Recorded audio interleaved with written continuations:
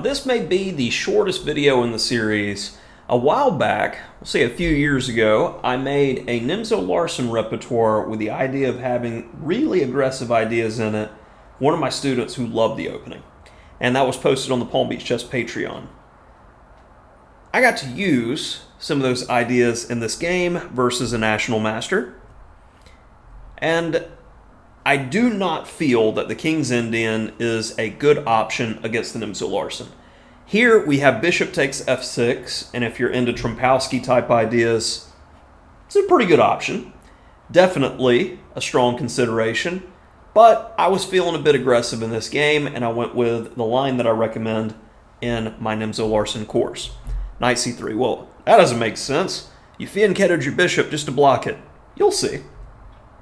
Now I'm going to go d4, take some space in the center, and I might even play e4 at some point if I'm allowed, but I have a particular development set in mind. Queen d2.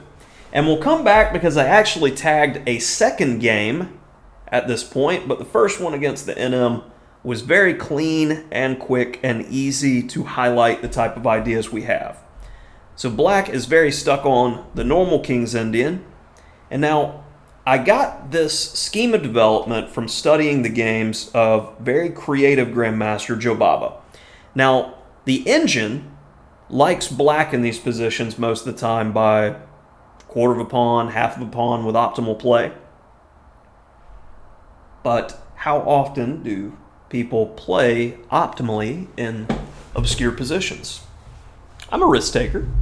I know if the best case scenario for my opponent, he's got a half a pawn edge and I've got a lot of pieces on the board and room to outplay him, I'll take the risk.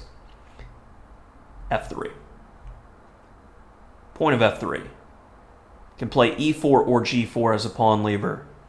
Often when we castle queenside, we're going to be able to throw, get this e-pawn out of the way, swing the queen over, and try to mate the guy. So we see c5. Right, I don't want to give you the center, so I'm going to play e3. This is going to help later with the swing over.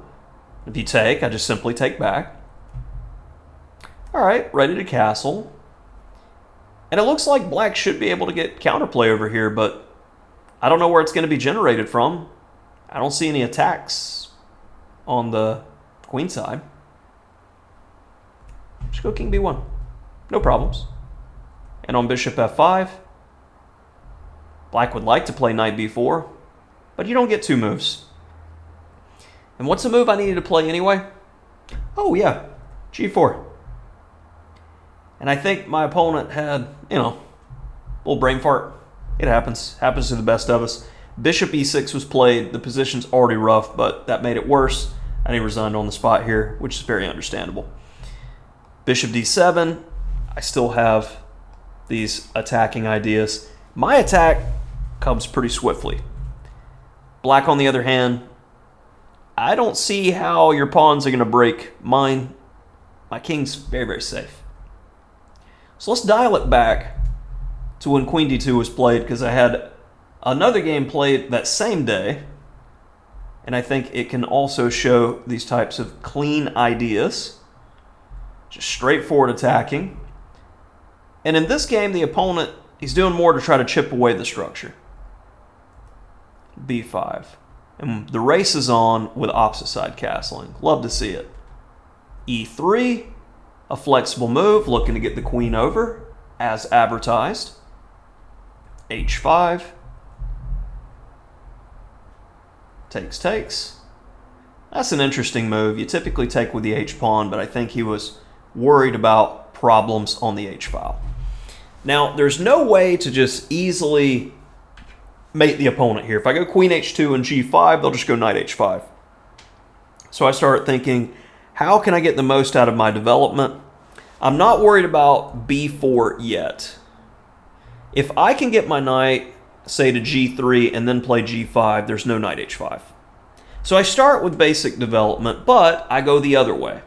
Because if I go knight ge2 and he goes b4, I don't have any good squares for this knight, and it's going to open up an avenue of attack. So we put it all together, and we get why knight ce2 was played in the game. I'm still safe. So I'm going to continue my plan, but instead of going knight g3, let's go ahead and go to the more active square on f4. Taking the better way towards the center. Stroke b7. Now I finally complete my plan. Will you mate me? No, because I got the bishop covering on a1. No worries there. So we'll go ahead and take the piece. And now I'll threaten that.